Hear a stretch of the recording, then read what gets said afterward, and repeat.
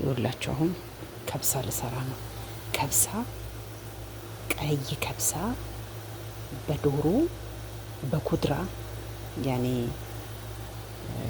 ኩድራ ማለት ለማታውቁ ሰዎች አትክልት ማለት ነው። በአትክልት ከብሳ በአትክልት ይኸውላችሁ ምን ምን እንደከተፍኩኝ እኛ ጋር የሚሰራበት ይሄ ሩዝ ነው፣ የታጠበ ሩዝ።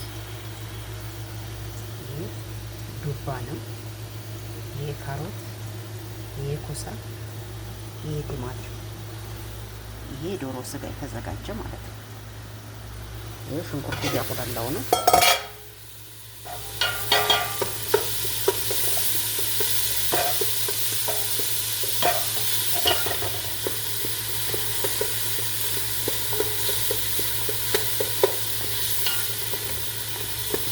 ሽንኩርት እየተቁላላ ነው።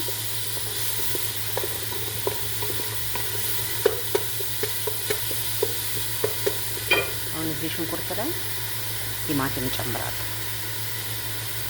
ቲማቲም ከጨመርኩ በኋላ አቁላለዋለሁ። አቁላልቼ ከዛ እነዚህ ያዘጋጀኋቸውን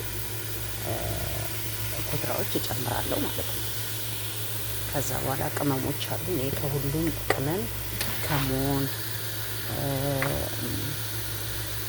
ጥቁር አዝሙድ፣ ነጭ አዝሙድ፣ እንትን የመጥበሻ ቅጠል ሁሉንም ቅመም አንድ ላይ አድርጌ ነው ፈጭቼ የማዘጋጀው። ነው ይህንን የምጨምረው። ከዛ ደግሞ ካሪ አለ። ካሪ የሚባል የከብሳ ቅመም ማለት ነው። ከብሳውን የሚያጣፍጠው ይኸውላችሁ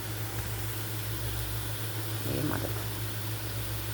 ይህን ትጨምራላችሁ። ይሄ በጣም በጣም በጣም ለከብሳ ወሳኝ ቅመም ነው ማለት ነው ውዶቼ።